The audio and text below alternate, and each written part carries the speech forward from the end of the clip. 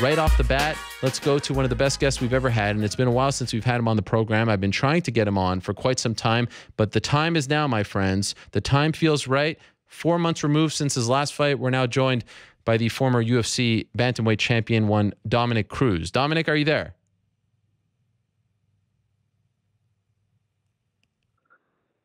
Oh, I think I hear him. Dominick, are you there? Yeah, I'm here. Can you hear me? I can hear you just fine. Thank you for joining us, Dominick. I appreciate it. Yeah, thanks for having me, Ariel. How you doing, man? I'm doing great. It's been a while since we've had you on the show, and I've been trying to get you on for a while, and I feel like this is a good time. We are essentially exactly, if this was a 31-day month, four months removed from your last fight against Cody Garbrandt, from when you dropped the title. What is life like without the belt? You've had experience with this, and you've spoken very eloquently about not being champion, but it had been a while since you actually suffered a defeat in your sporting life. What's it been like? Yeah, you know, it's like, if you think about it, it comes down to losing is part of this game, and you gotta eat it and just move forward.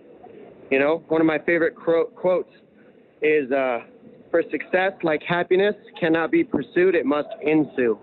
And that's by Viktor Frankl. And I like the quote just because you can't count on one thing to be happy. It's a constant thing. Win, lose, or draw, everything comes into the same circle, depending on how you view it. And so I'm happy either way. It was a learning experience. It wasn't fun to lose. Losing sucks.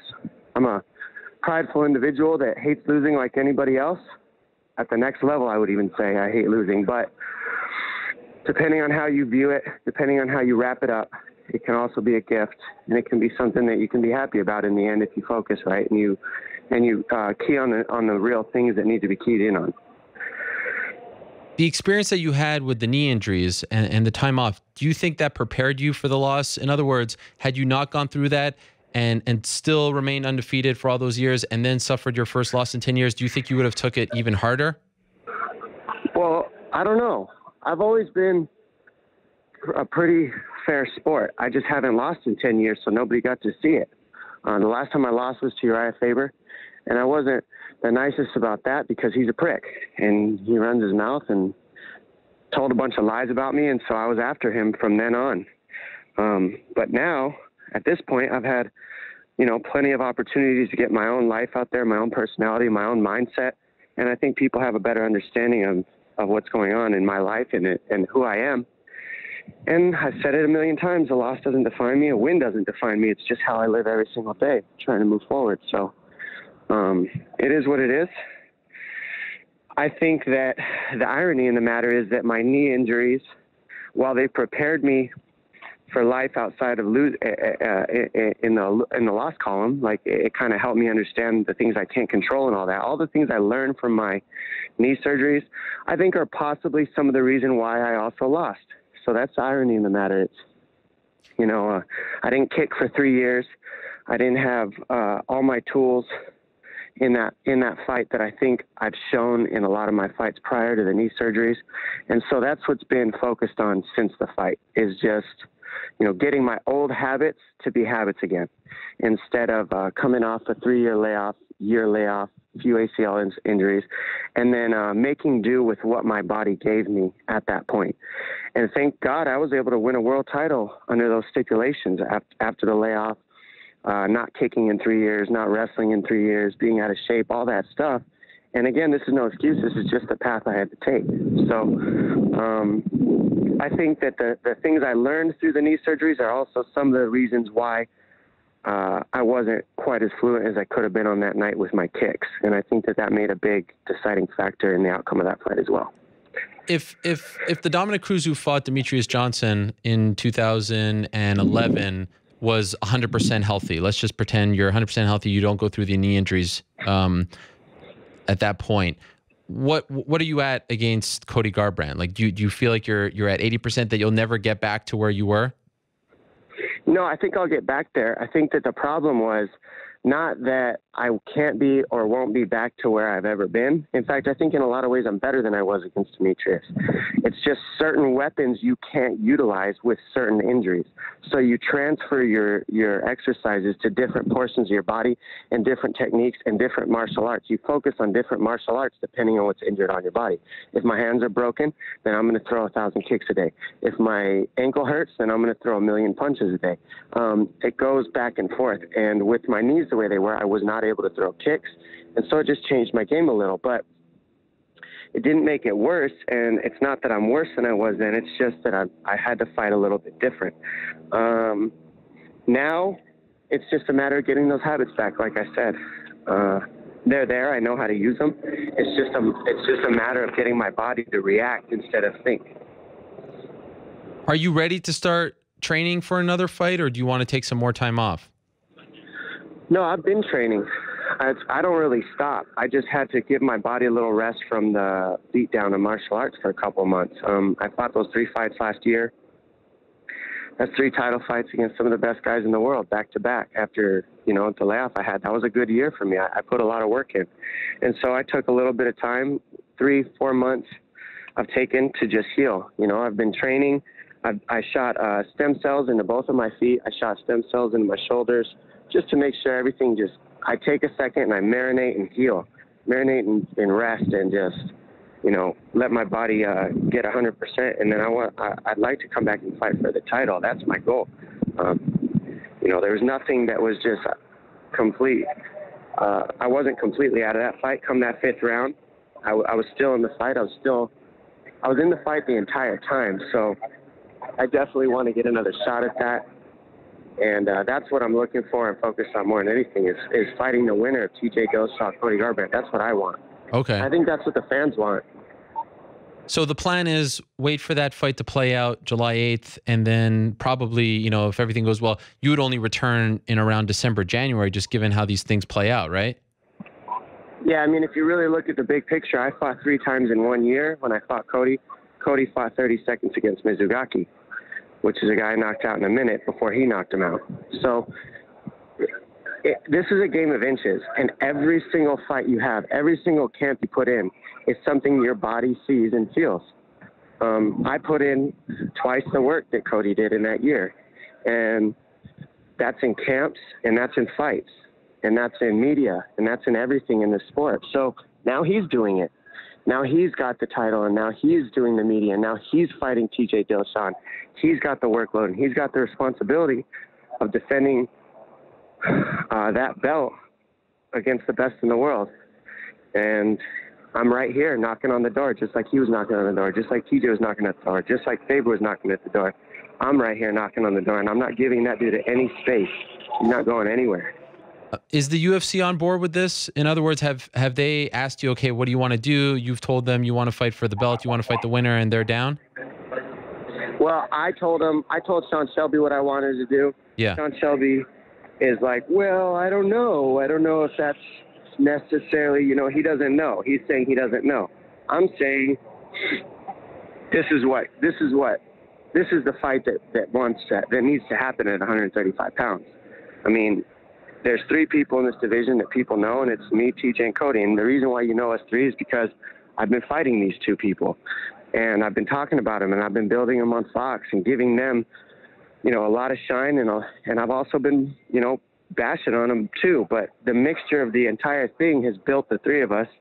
And I think that between the 3 of us, we could probably fight for 10 years and always have a good fight. But realistically, that's the fight that makes sense to me. It doesn't make sense to me to go down in the division. I'm the number 1 contender now.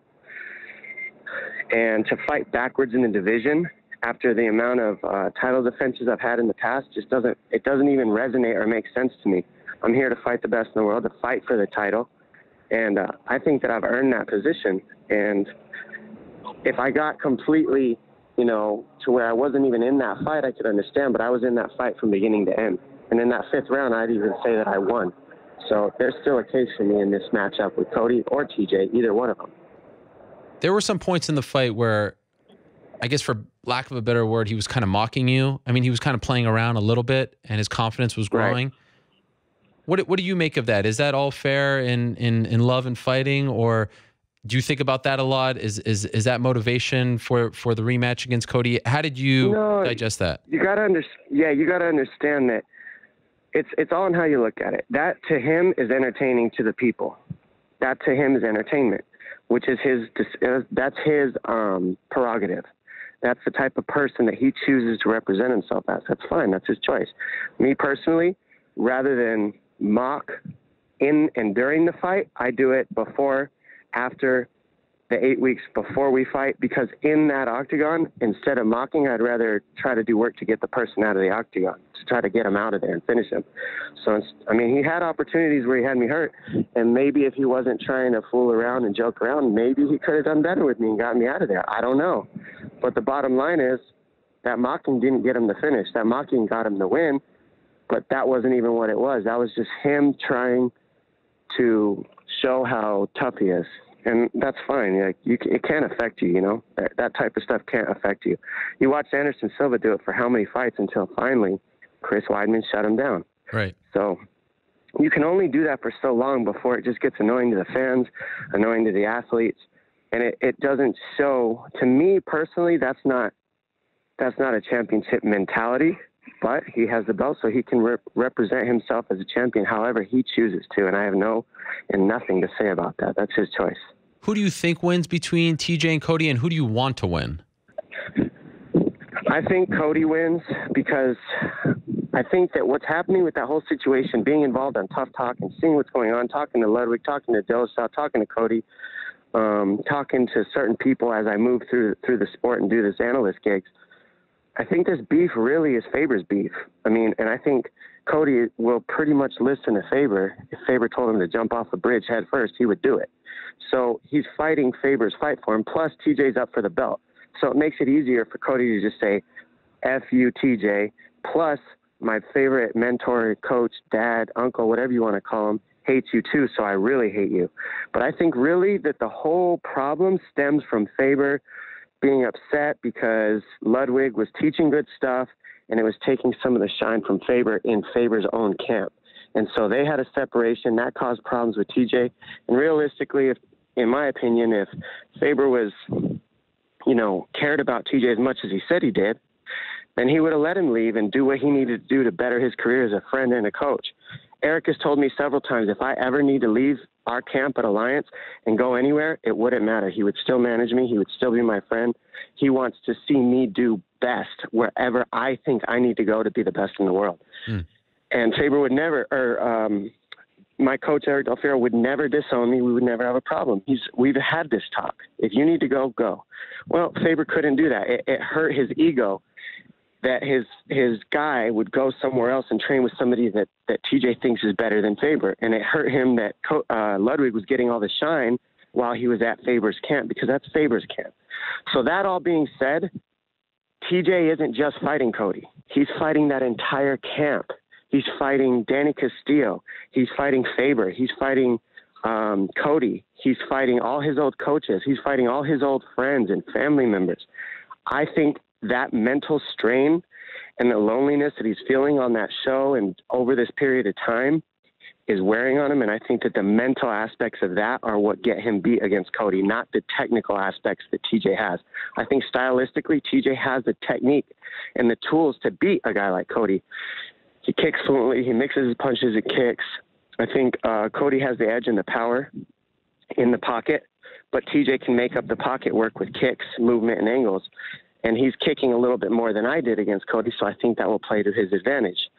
But as for the mental game, I think that the fact that TJ is facing that whole camp, not just Cody Garbrandt, I think that's really wearing on TJ. I think it's going to keep wearing on him. I think the mental is what gets him beat against Cody. And is it fair to say, considering Cody has the win over you, that you're kind of hoping he wins so you get that rematch?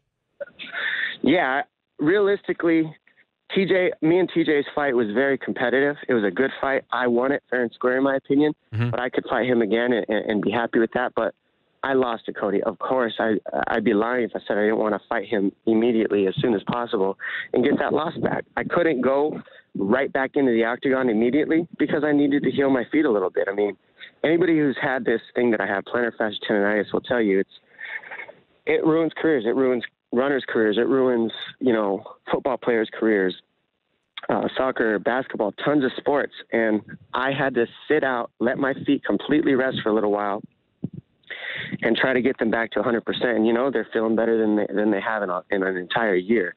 So I'm pretty optimistic about this upcoming fight that I'm getting ready for next, whoever it is.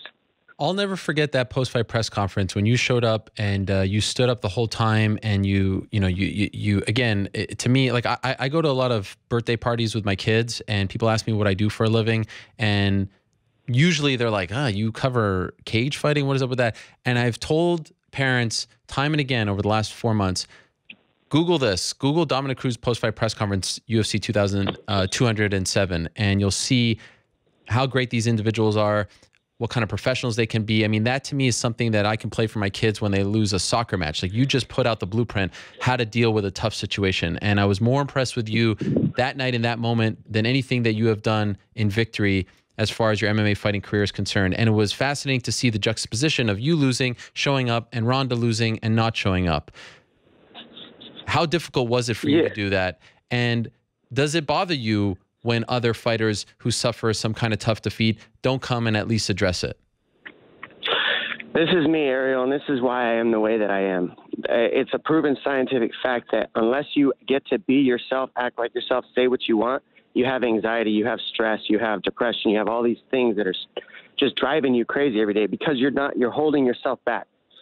After that loss, to be honest, it was something I looked forward to doing, was standing in front of everybody and letting that out. And the reason is I don't have to answer any more questions. Everything I needed to say about myself, that fight, losing, winning, just being me, was said at that press conference, and it needed to be said.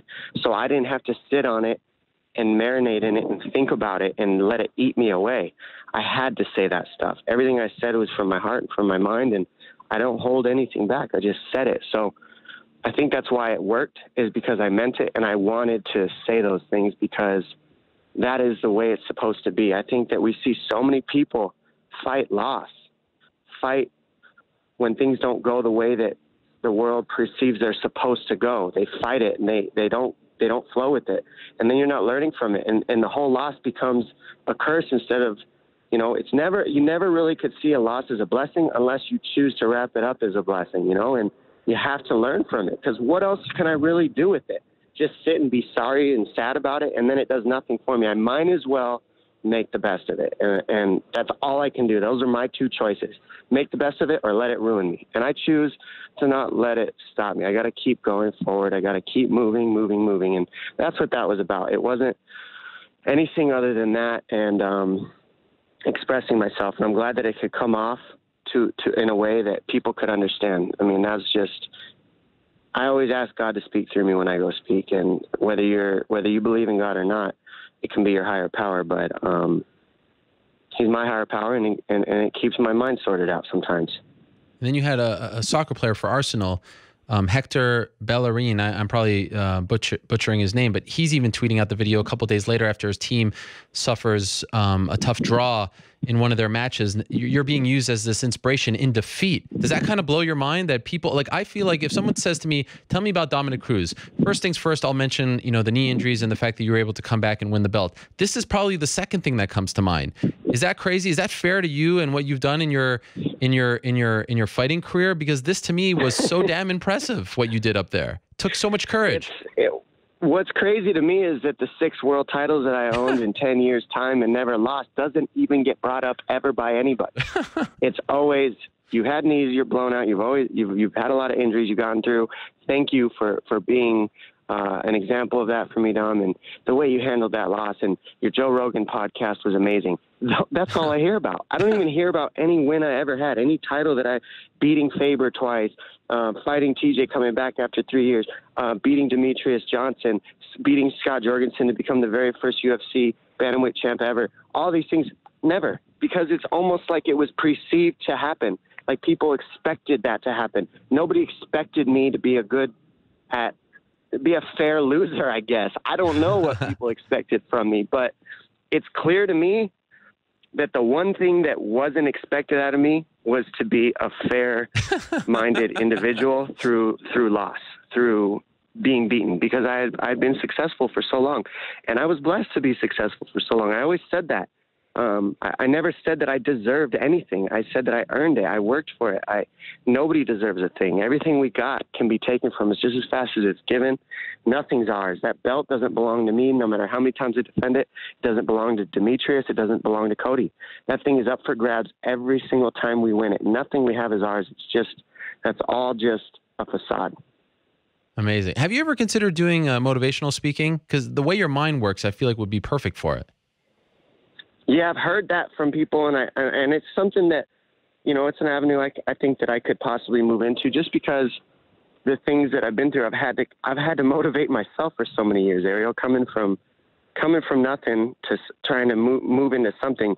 This is self-talk. These are things that I've done, mindsets that I've given to myself to try to be successful, coming from an area that thinks about a lot of negatives. So this is just me being me, and me sharing it with people as I move forward through the things that I've experienced, and really the opportunities to get to fight in front of so many people on the stage and test these mindsets out is what's made me who I am. So I'm fortunate to have that too.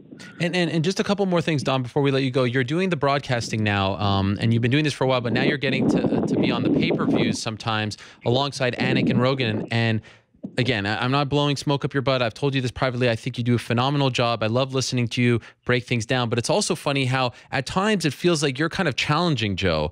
Before it was sort of his sort of playpen to paint whatever kind of picture he wanted to paint as far as the broadcasting is concerned. And you've even been critical of it in the past. And at times I feel like you kind of come back and say, well, not quite. I don't really. And I love that. I love that sort of conflict. Is that something that you consciously do, or is it just coming up? And have you noticed that conflict as well? I don't really notice the conflict, because me and Joe, to me personally, and I think Joe would agree, have a good chemistry. I went on great chemistry and talked to them first. I talked to him a couple times, and what makes it cool working with Joe is he doesn't shut down when you do challenge. He doesn't get mad. He doesn't get offended. He doesn't say he has a problem with it after the show ends. He's perfectly okay with everything, and so am I. And I think that's why the chemistry works with him and I, because he doesn't always agree with what I say either. He's a jiu-jitsu-minded strategist when it comes to grappling. I'm a wrestling-minded strategist when it comes to grappling. And I mix the jiu-jitsu in with my wrestling. So he doesn't have the wrestling. He didn't focus on that. He focused on jiu-jitsu and the finish, and that's his focus. So it changes the understanding of grappling completely when you have two styles mixed into one compared to one style to be dominant. And jiu-jitsu is dominant in Joe Rogan's mindset, and to me it's a mixture of wrestling and jiu-jitsu that makes jiu-jitsu favorable in these fights these days with control. So as we discuss this during the fights, it just comes off as a good discussion to me. I'm not trying to challenge him. He says certain things, and if I don't agree, I say I don't agree. I tell the world my opinion. Now, instead of just one opinion, you have two. Yes. So I think that's just the way I'm looking at it. I'm not looking at it like Joe's wrong and I'm right. It's more, let's let the world bite onto these two opinions instead of this one opinion, and together everybody can come up with what they think at home. Remember that the point of that job is to be bigger than yourself. Yep. Ariel. It's not about me being right or Joe being right or trying to say I'm the best. It's about putting the fighters out there, explaining what they're doing for them, explaining why they're fighting the way they're fighting, why their style makes them move this way, why they do what they do, and getting their stories out there. This is their one stage for 5 to 25 minutes. And if I'm making this about me and I'm right, then what am I really doing? And then you're not doing your job, and then you don't do as good of a job as you can. The reason why I think me and Joe work well together is because it has to be bigger than the fighter. When I speak, I'm speaking for the fighter, on the fighter's behalf. I'm speaking for all fighters and to get the style out there so people can understand. And when you make something bigger than yourself, good things happen. Passion gets behind it, and it becomes selfless and it becomes good. And I think that that's why it works out. And for the record, I'm not suggesting that you guys don't get along or that you don't complement each other. In fact, I think that you're the perfect yin to his yang, and I think it works beautifully. And I get the impression that Joe is an ego-free broadcaster, which is a rarity in broadcasting, and that's why I think it works so well. I love it. I love the dynamic. One last quick thing before I let you go. Demetrious Johnson moves up to 135 right now and is in the conversation with you, Cody, TJ. Can he hang with you guys, or is the discrepancy too big? Should he stay at 125 in your opinion? Realistically, and I mean this because I fought him, I think that he does great against both Cody and TJ because I've seen their styles, and I think that I beat him again. I love the guy. I do. I think that he's probably one of the nicest human beings I've ever known in my entire life. Yeah. And I have nothing but respect for him. There's not a lot of people that I've fought that are still cool with me after I fight him. Yeah. But certain people are. He's one of them. We have mutual respect, me and that guy. Doesn't mean we won't fight 10 times for you people out there watching, but it does mean that there's respect there, you know? Now, other people, we don't really get along like that. Me and Cody just can't get along like that. Anytime I talk to him, he tries to challenge me, and I can't give him a second, so I got to challenge him back. Next thing you know, he's throwing a temper tantrum. So it doesn't work with guys like Cody. It only works with guys like Demetrious who are level-headed, calm, cool, collected, see the bigger picture. And that's one thing I like about him, and that's why he's been such a dominant champion. He doesn't get emotionally overridden ever. He stays very calm, and he's always good. So I think that with all those reasons and the style that he fights, I think that he'd be too quick for both TJ and Cody. Now, do I think that they have more power and they're stronger than him? Yes. But after watching the way Demetrious fought Wilson, you can see the difference in he can change his style up according to each style that he faces and make the best win scenario for himself. And that's something I've focused on my whole career. And I think that the speed that he has and how tough he is to hit, and the fact that Cody or TJ don't really wrestle or grapple at all in their fights, I think that makes a good matchup for Demetrious. Now, real quick, TJ did grapple his last fight, right? Mm-hmm. We saw him take down Lineker and grind him out. The problem is Lineker is a stationary power throwing target. Demetrious Johnson moves his feet, floats nonstop, never stops moving, never sits still. The takedowns won't be there the same, and he's much quicker than Lineker. So that would be the problem with those two gentlemen trying to wrestle Demetrious, whereas me, I have a different game plan when I fight that guy, and I'll never give it away. What a treat it is to talk to you, Dominic. I really appreciate it. I know you have to go train, so we'll let you go, but thank you for squeezing us in. And great to hear everything's going well. Keep up the phenomenal work on television, and I hope that we get to see you in that title fight sooner rather than later. Thanks so much, Dom. Me too. Make sure if you guys want to see that fight, throw the word out there. Let's get talking about it, because I think that's a big fight coming up in the horizon. Me versus the winner of that Cody TJ fight, and I think that can do amazing things, and it'll be fun to watch. Hard to disagree with that. Thank you, Dom. I appreciate it. Thanks, Ariel. All right, there he is, Dominic Cruz. Gosh, what a pleasure it is to talk to that man. It is just so fascinating. You could talk to him for hours. We do have to let him go. He has to go train.